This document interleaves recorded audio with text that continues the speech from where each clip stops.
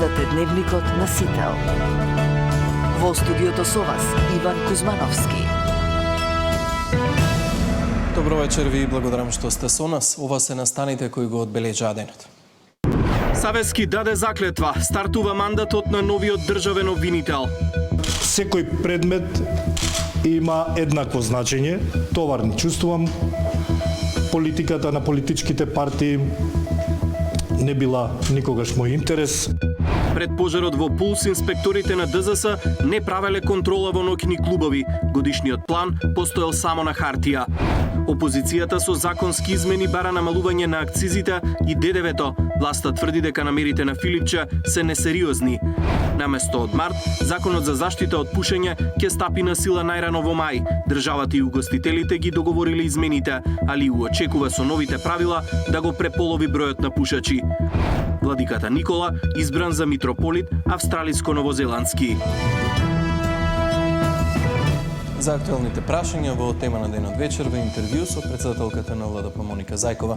Останете со нас.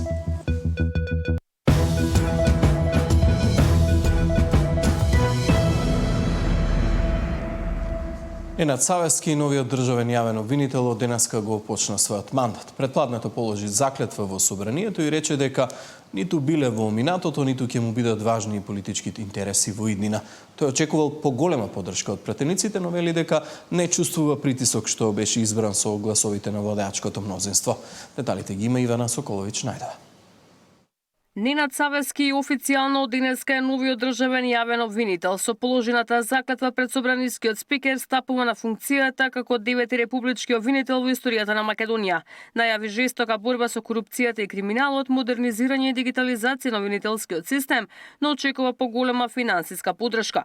Го познавам обвинителскиот состав и верувам во истите и заедно со нив сигурен сум дека ќе ги задоволиме очекувањата на граѓаните во чие име, устав и закон постапуваме ние јавните обвинители. Ќе гарантирам транспарентноста и отчетноста за работата на секој јавен обвинител во секој конкретен предмет.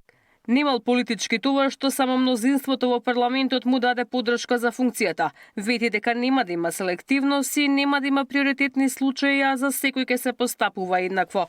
Интересите на политичките партии не се предмет на мој интерес, ниту вчера, ниту денес, ниту во иднина. Секој предмет има еднакво значење.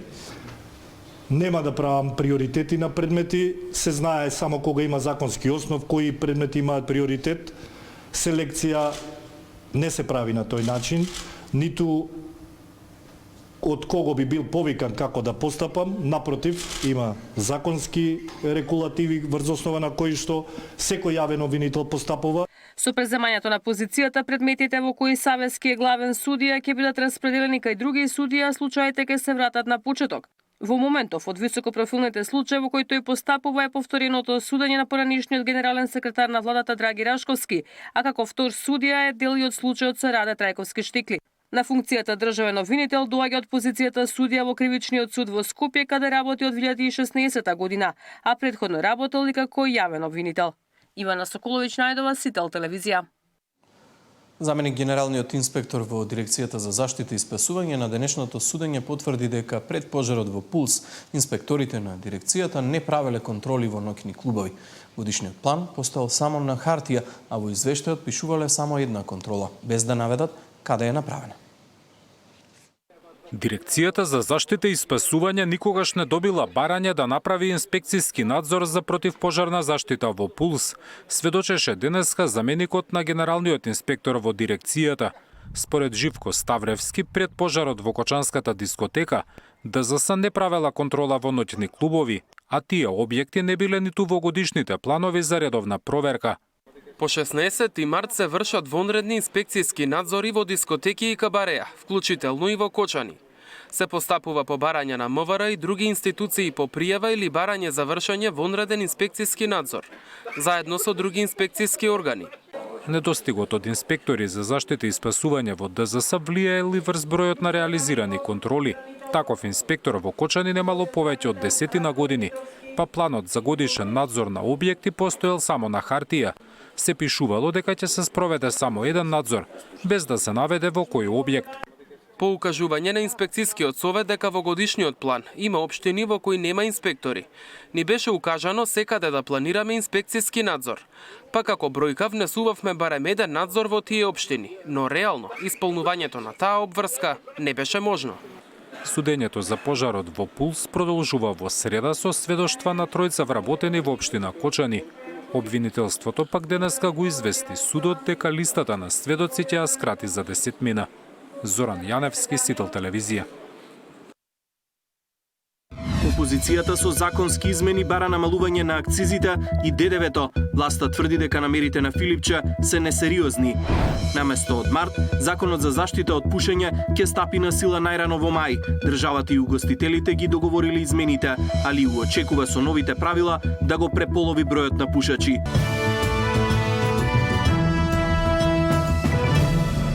Пакетот законски измени со кој опозицијата бара намалување на акцизата за горивата и ДДВ-то на основните прехранбени производи, но и преполовување на цените за патарини, денеска, како што најавија, ќе бидат поднесени во собранието. Од власта велат дека предлозите на Филипче се несериозни. Додека политичките партии водат меѓусебни обвинувања, синдикатот пресмета ново зголемување на потрошувачката кошничка. Пакетот закони со антикризни мерки на СДСМ денеска патува до собранието. Опозицијата предлага намалување на акцизата за гориво и ДДВ-то на основните прехранбени производи, како и преполовување на цените за патарини. Наместо да се свика итна владина седница за донесување мерки, владата се шета во Брисел на прослави, вели Филипче. И кога граѓаните утре нема да можат да ги платат ниту надуените сметки за струја, кога нема да може да обезбедат ниту една, ниту пола потрошувачка кошничка, како што и сега не можат, треба да се сетат дека човекот што е сега премиер беше зафатен со тоа што беше на прослава на 50 години на ИПП. Апелираме на оваа ненародна, корумпирана власт, овие закони да ги прифати, да им се излезе во пресред на потребите, реалните потреби на граѓаните. Навикнати сме од Филипче и СДС да слушаме разни демагогии и празни флоскули, му одговорија од ВМРО ДПМНЕ. Горивата доаѓаат од речиси исто место од светот, а ние како една мала држава имаме најниски цени на горивата во регионот и пошироко. Граѓаните од околните држави доаѓаат во пограничните места во Македонија за да полнат горива. Дополнително горивата се намалија за 2 денари поради заложбите на владата со компаниите. Доколку Филипче и СДС беа сериозни во намерите, уште првиот ден ќе поднесеа предлог закони во собранието, а не 3 дена да најавуваат и да свикуваат пресконференции, не баре промовираат концерт на Харис Џиновиќ, велат од владеачката партија. Во меѓувреме, Сојузот на синдикати пресмета дека месецов на 4-члено семејство му треба уште една 500 за да ги покрие најосновните трошоци. Најголем дел од домашниот буџет се троши за јадење и пиење, над 25.000 денари, а во споредба со февруари, сега според синдикатот, се потребни 136 денари плюс. Сепак најголем скок од 250 денари има кај транспортот, поради поскапото гориво. Од почетокот на годинава до сега, дизелот поскапел за речиси 30 денари. Регионот веќе презема мерки. Владата на Србија денеска ја продолжи забраната за извоз на деривати до 2 април. Ке се ослободат и 40.000 тони дизел од српските резерви. Вучич свика и вонредна седница на Советот за национална безбедност. Се разгледува дополнително намалување на акцизите, откако минатата недела ги намалија за 20%. Словенија воведе ограничување до 30 литри по точење, а Словачка определи повисоки цени за странци. Итни мерки донесоа и Хрватска, Грција и Бугарија. Мартин Арсов, Сител телевизија. Експертите алармираат дека се уште не сме ги почувствувале последиците од конфликтот на Блискиот Исток, а очекуваат многу посериозни ефекти од следната недела. Државата има механизми на располагање, но ако не се делува, може да биде многу доцна. Владата веднаш да формира кризен штаб и да преземе мерки за заштита на стандардот на граѓаните. Експертите алармираат. Се уште не сме ги почувствувале последиците од конфликтот на Блискиот Исток. Механизми на располагање има, но не се делува. Ке биде многу доцна, не само што ќе поскапат енергенсите и храната, туку во прашање се доведува и нарушување на целиот синџир за снабдување, како и распламтување на инфлацијата. Неопходна е проактивна улога на државата се со цел да се интервенира, дали преку акцизи, дали преку намалување на ДДВ, дали преку определени ограничувања, за да се заштити колку што е можно стандардот на населението. Заради тоа што најголем дел од ефектите на кризите секогаш ги почувствуваат обичните граѓани. Затоа е неопходно да делуваме не постфестум, туку проактивно. И клучот на управувањето и со буџетите, и со финансиите, и со државите е во управувањето со ризиците. Експертите препорачуваат да се зголемат резервите на нафта, властите да побараат од земјите од каде што се снабдуваме по големи количини и залихи на чување, дури сега да заврши војната, што е малку веројатно, ќе треба време за целосно опоравување, а малите и увосно зависни економии како нашата ќе бидат најпогодени. Денеска ние се сочуваме со енергетски шок, што последиците негови ќе почнеме да ги гледаме, мислам дека од недела дена, 10 дена од сега, значи уште не сме виделе ништо од тоа. Втората работа е економскиот шок и безбедносен шок во однос на одварањето на рутата на миграција, што знаеме и од искуството и од историјата, со секоја нестабилноста што се случи во Блиски Исток следи после тоа бранна миграција. Во услови на економска неизвестност, владата мора да внимава на што ги троши парите, затоа што не се знае какви шокови ќе следат, алармираат експертите. Едно е сигурно, долгот на државата ќе расте, но задолжувањето ќе биде многу скапо, бидејќи каматите ќе бидат високи. Ако цените на нафтата стигнат до $200 за барел, не се исклучува можноста од крах на светската економија. Наташа Мерсовска, Сител телевизија. Од компанијата Окта информираат дека сите нивни клиенти добиле попуст и истиот бил соодветно пресметан во фактурите. Окта АД Скопје потврдува дека претходно најавениот попуст е применет за сите трговци на големо и мало кои набавуваат горива од Окта. Оваа придобивка е обезбедена преку кредитни одобренија издадени на 13 март годинава или директно е пресметана во фактурите за продажба издадени на 16 март, со што се овозможува негова целосна практична примена. Иницијативата е доброволна и им овозможува на трговците да ја пренесат придобивката на крајните потрошувачи. Сепак, трговците на големо и мало имаат целосна слобода самостојно да ги одредат своите продажни цени. Окта останува посветена на стабилноста на пазарот, транспарентноста и целосното почитување на постојните договорни рамки, велат од компанијата. На бензинските пумпи кои набавуваат гориво од Окта веќе е забележано намалување на цената од 2 денари помалку во однос на максималната цена која утврди Регулаторната комисија за енергетика.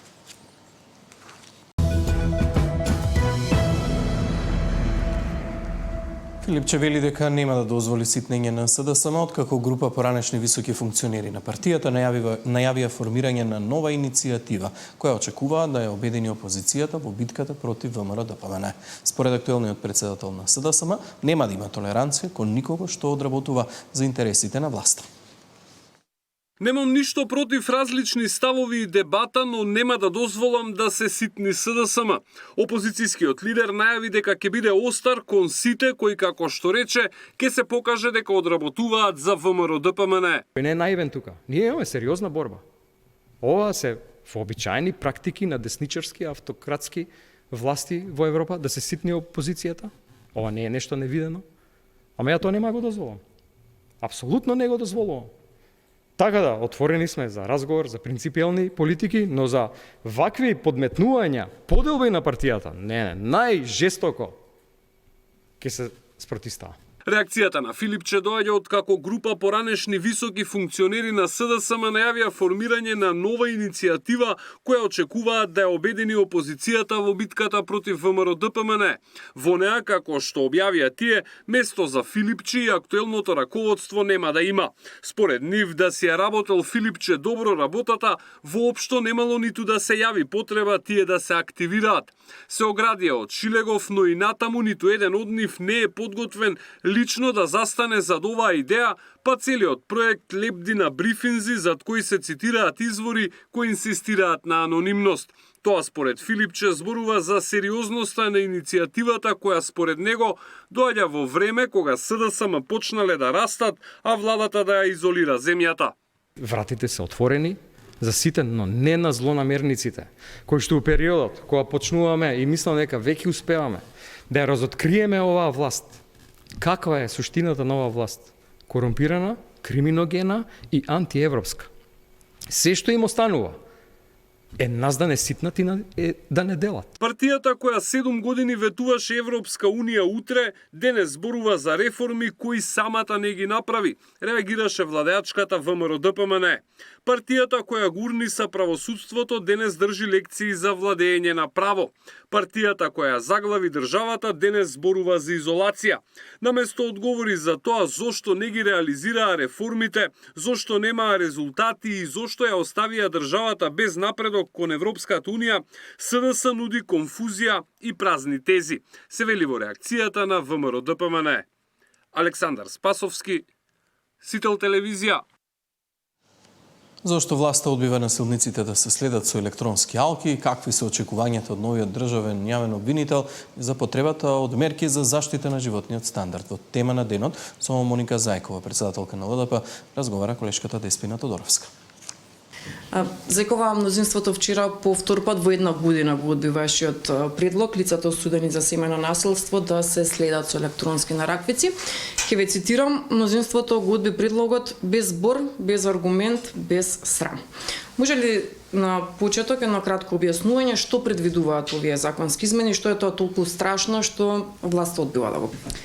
Па добро, овие законски измени предвидуваат да покрај она времена мерка или привремена мерка која што се изрекува за забрана за приближување на сторителот до жртвата, која што гледаме дека често пати се прекршува, беше прекршена и во случајот со Росица, да има и електронски уред или GPS, тоа е алка што изгледа како саат од Малтана, која што ќе алармира на жртвата кога сторителот се наоѓа во нејзина непосредна близина, со цел жртвата да може навремено да се заштити себе си, да пријави до органите дека е следена, бидејќи ние имавме голем број случаи, во конкретниот случај со серијското убиство, каде што жртвата пријавувала следење. Значи, овие GPS уреди може да алармираат и жртвата навремено да се заштити. Знаете, јас и во многу интервјуа напоменувам дека има држави во Австрија, ќе земам, каде што вие имате и кодови кои што жртвата може да ги каже за да се препозна насилство. Например, ако влезе во аптека и каже маска 19, аптекарот, односно фармацевтот, треба да веднаш ја изолира жртвата, да повика полиција, да повика органи, затоа што знае дека е предмет на насилство или има знаци кои што се покажуваат ако ги склопите прстите, значи дека кажувате дека сте жртва на насилство или злоупотреба, или во диско ако на келнерот му кажете одреден код, не знам точно како беше името во Австрија, но ако го кажете тоа име, тој знае дека човекот до вас ве вознамирува или сте жртва на сексуално вознамирување и веднаш реагира. И сега ние имаме толку напредни системи каде што луѓето се разбираат со кодови, а не сакаме да имплементираме електронска нараквица, односно GPS уред кој што малтене се користи за системот за пробација. Ние имавме изјави од директорот на управата за санкции кој што вели дека алките стојат во депо и не се толку користат, а затворите се полни. Истите тие алки, доколку се ставени соодветен софтвер, јас не сум инженер, може да бидат користени и за следење на сторителите на насилство. Како што кажавте, на вчерашната седница немавме можност да го слушнеме ставот на владачкото мнозинство, но денеска претеничката група на ВМРО-ДПМН одржа пресконференција на која што веројатно и за прв пат можевме да ги слушнеме нивните аргументи. Тие велат дека мешате два различни правни системи што доведува до сериозни проблеми во примената и дека не се точни вашите информации, дека оваа мерка нема да има финансиски импликации, бидејќи се бара набавка на опрема, техничка инфраструктура, центри за следење, обука на кадри и континуирано одржување. Добро, мене ми е драго што после една цела година се одважија барем нешто да кажат и тоа нешто што го кажуваат да не е воопшто издржано. Прво и основно беше соопштена лага од страна на пратеничката група на ВМРО дека не сме присуствували некој си координативно тело, а за тоа координативно тело видов на социјалните медиуми, а не можам да учествувам на нешто каде што не сум поканета и не знам ниту датум, ниту време на одржување. Кога бев поканета на конференцијата организирана од страна на Министерството за внатрешни работи, не само што земав учество, туку и земав активно учество, односно го кажав во едно и овој предлог, бидејќи таму еден од заклучоците беше дека треба да се менува законот за заштита и спречување на семено насилство. Друго, јас немашам никакви системи. Јас кажав дека применлив законот, затоа што истиот закон е поднесен на федерално ниво во Република Босна и Херцеговина и веќе се имплементира, но еве ајде нека не биде Босна, ајде да земаме примери од европските држави, нели се стремиме да бидеме земја членка на Европската унија, нека видат како голем дел од европските држави го решиле ова прашање и нека го адаптираат моделот соодветно на овој модел. Ние една година, освен молк, не добивме никаков аргумент зошто законот се одбива, ниту пак добивме некаков предлог како да го напредиме системот на превенција и заштита, а секој ден читаме различни наслови на нови жртви на насилство, дури и последните жртви отидат до таму што штетите се ненадомесливи. Ние изгубивме човечки животи, што мислам дека е поразително за едно општество или за една помала држава да си го дозволи сето тоа. Драго ми е што се одважиле нешто да кажат и јас пак ќе кажам, средства ако се сака прво не треба, опрема веќе напоменав дека постои, дека тие алки постојат во депоата и може да ги стават во целосна функција за имплементација на оваа мерка, за обука на кадар и слично од конференциите нивни видовме дека и досегашните протоколи кои што се предвидени за обука на кадар и постапување на кадрите во случај на пријавено насилство не се завршуваат работата. Сега ако може да се најдат средства за еден куп разни популистички мерки за да се добијат избори, мислам дека да се најде средства за имплементација на еден механизам што ќе значи превенција, не може да ни биде изговор.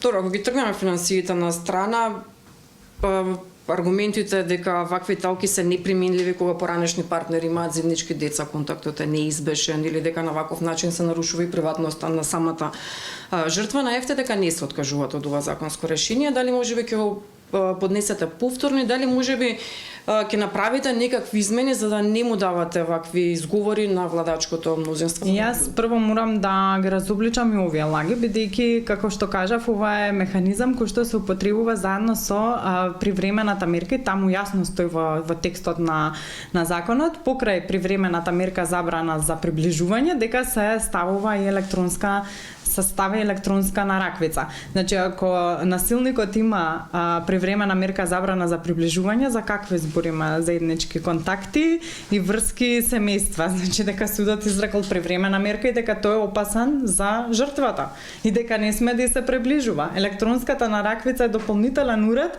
кој што алармира дека тој повторно се приближува. Не се откажувам од ова, јас кажав дека може да им го доставам ако сакаат и они да го предложат, но ако не го предложат, ние веќе предложиме, ако е проблем тоа усогласување, не гледам како не е проблем, ние имавме закон за влада кој што и после 2 години со него се усогласуваат други закони и еве и кривичниот законник им го поднесеме усогласен, па да видам што ќе биде тогаш изговорот. Веројатно тогаш ќе биде изговор на мањето средства да ги обучат кадрите како да постапуваат со електронските нараквици. Мислам каква заштита на приватност, па тие електронски нараквици не се тие се ставени за кога изречена мерка куќен притворов, дека го имаме ние забрана за приближување како времена мерка, какви збориме ние нарушени права.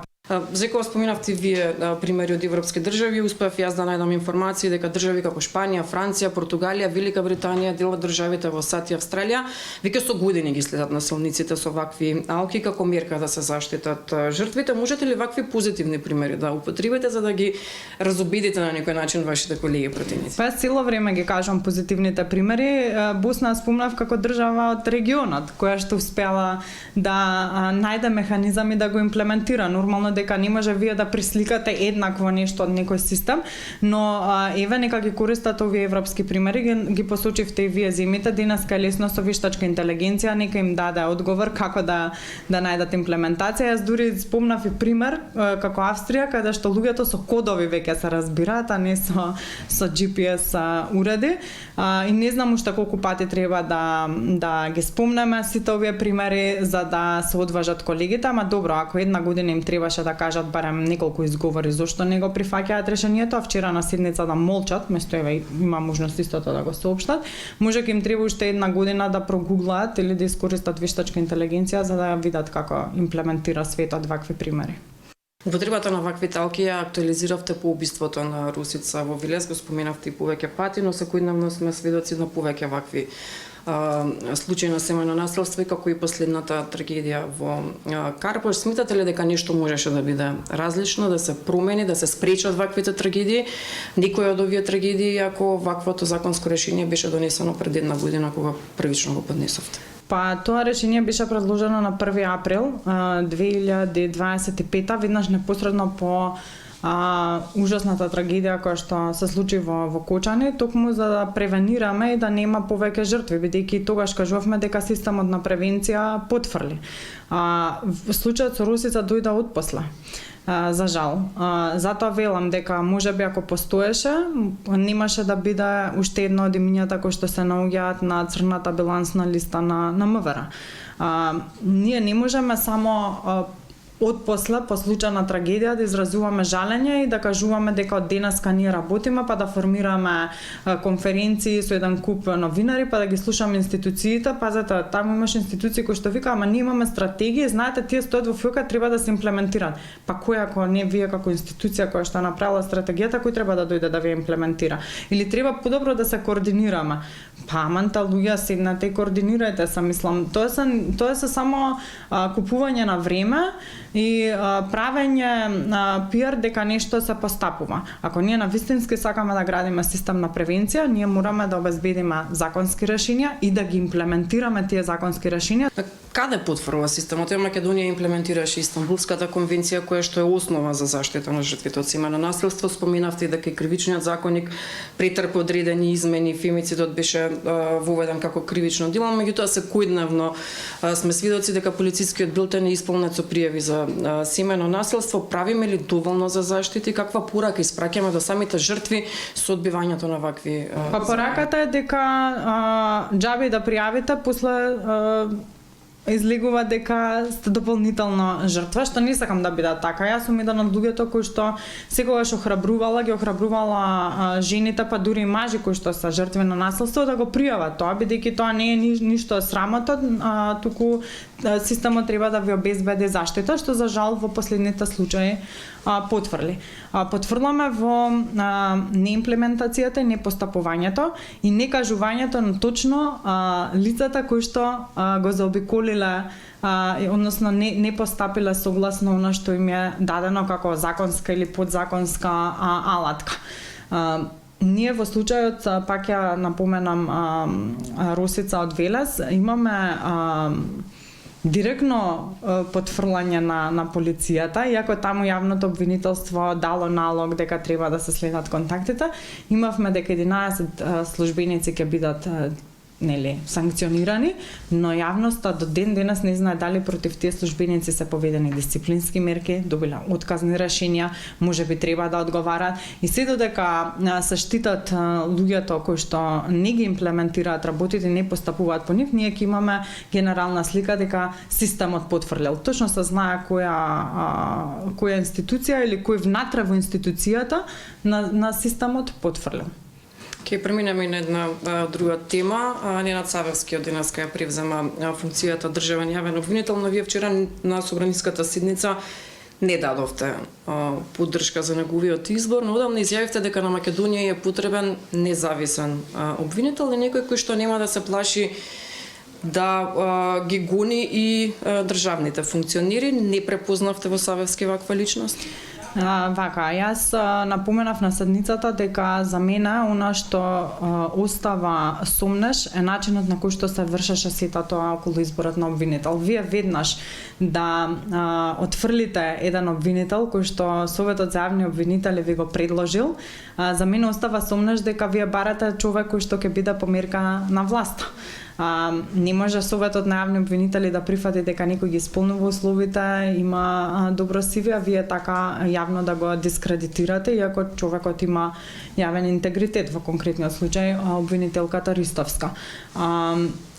За избраниот обвинител, јас лично човекот не го познавам, CV-то негово, кажав и во мојот говор, ветува многу, но она што е потребно за еден јавен обвинител не е само добро CV, да е добар правник, туку и да има храброст. Јас му посакувам успех на новиот јавен обвинител, но му посакувам многу храброст, бидејќи навистина има полни раце работа и дека ќе може да остане запаметен како обвинител, во чие што време не сме сведочале на еден куп застарени предмети, како што сме сведочале во изминатите 20 и нешто години, дека може да биде запаметен под областа да некогаш каже и да не потпаѓа под политички притисоци и влијанија, и дека за мене ќе докаже дека е независен доколку се покаже дека и најмукните луѓе во оваа држава може да одговараат, дека нема да се чуваат предмети ниту за најголемите мукници, ниту за бизнис елитите, ниту пак ако дојде некој предмет кој што ќе опфати функционери од актуелната власт. Во оваа насока во текот носењето на новиот закон за јавно обвинителство, ќе дадете ли поддршка и сметате ли дека ова ќе подобри борбата со криминалот и корупцијата со оглед дека ова е еден од законите кој што е дел и од реформската агенда? Така, жалам што повторно не се одважија да прифатат добар дел од амандманите кои што ги поднесовме како пратеници од опозицијата, затоа што истите ги инкорпорира забелешките на стручната јавност, кои што беа изнесени на јавната дебата, која јавна дебата беше многу задоцната затоа што вие правите јавна дискусија, од која што треба пратениците да ги видат забелешките на стручната фела и да поднесат амандмани, а во истиот ден истекува рокот за поднесување на амандмани. Тоа е правење на јавна расправа, колку да се каже дека еве и дадовме можност да дискутирате и да имате јавна расправа, но не се, таму произлегува многу добри забелешки. Овој закон не менува нешто суштински, например не го менува начинот на избор на јавниот обвинител. И мислам дека со сите овие реформски закони, бидејќи се доцни, сега па наеднаш многу се брза за да нема да не им се говори дека еве доцнат со реформската агенда и се прават исклучиво ради реда, бидејќи за вакви закони навистина треба опсежна дискусија, навистина треба време да се гледаат. Сега да, знам дека изговорот ќе биде беше поставен на ЕНЕР, имавте време и што еве, ако имавме време, ги направивме амандманите и повторно не се прифаќаат. Но пак ќе кажам, ова се закони кои што треба навистина да обезбедат правда во Македонија и да го ослободат правосудниот систем од канџите во кој што беше заробен 30 на години. За крај само ќе ве прашам, вашиот коалициски партнер секојдневно обвинуваат дека Македонија е пред нова економска криза, се предлагаат и одредени мерки за заштита на стандардот на граѓаните.